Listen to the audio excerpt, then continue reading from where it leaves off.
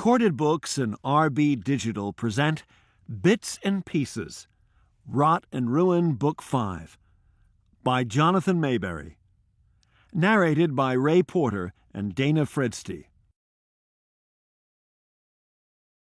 This is for all of the kids and teens who find the courage to do what is right, to accept a code of ethics, and to always be warrior smart. And, as always, for Sarah Jo.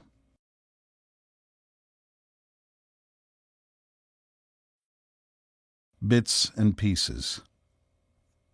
Part 1. First Night. This is how the world ends.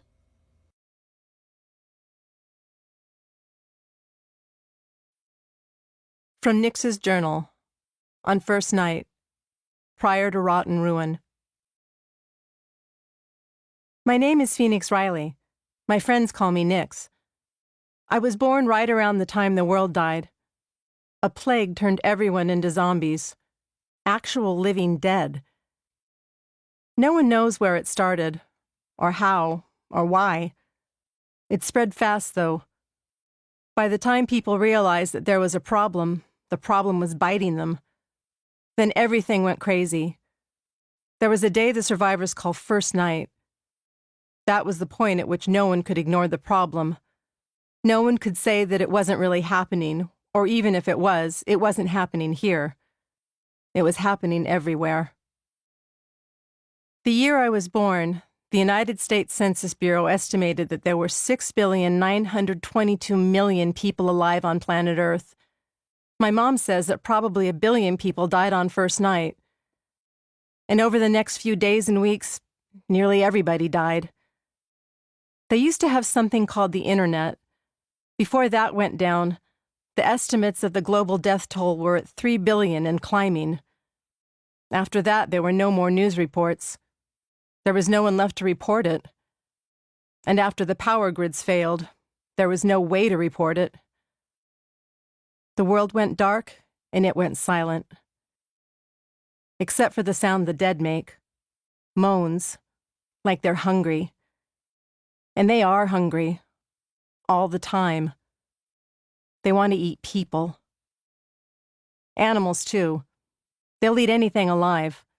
That's why the world's so empty. The dead rose, and they ate everyone. Well, not everyone, I suppose. My teachers say that the dead killed enough people for everything to fall apart. My history teacher said the outbreak destroyed what he called the infrastructure, which is police and government and hospitals and like that. My health class teacher says it was disease, malnutrition, and bad water that killed most of the others. Problem is, no matter how someone dies, they come back to life as a zombie. Everyone. Which meant that the survivors kept having to run to find a safe place to hide, and to find food and stuff, to find medicine.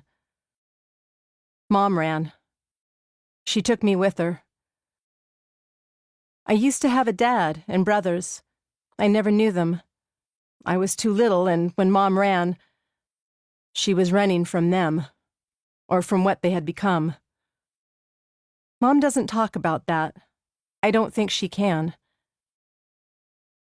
I grew up in Mountainside. It isn't a real town, or at least it didn't used to be. Before first night, it was a reservoir built against a mountain wall in Mariposa County in the Sierra Nevada mountains of Central California. Not too far from Yosemite National Park. A bunch of people who were on the run found it. The reservoir had a fence, and that kept the people alive.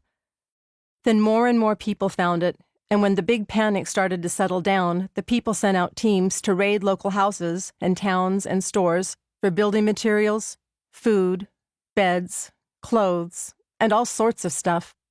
They found a construction supply company a few miles from here, and they brought back miles of chain-link fence. Pretty soon they had a kind of town. That was 14 years ago. Since then, people have built 8 other towns along the Sierra Nevadas. At the New Year's census, the total population of the 9 towns here in Central California is 28,261. Mom's friend Tommy Mora says that there are maybe 500 to 1,000 people living outside the towns, out in the rot and ruin. out where the Zoms are. Loners, scavengers who raid towns for supplies, bounty hunters, and a bunch of crazy monks who live in old gas stations and who think the Zoms are the meek who are supposed to inherit the earth. Add them to the people in the towns, and there are still fewer than 30,000 people left.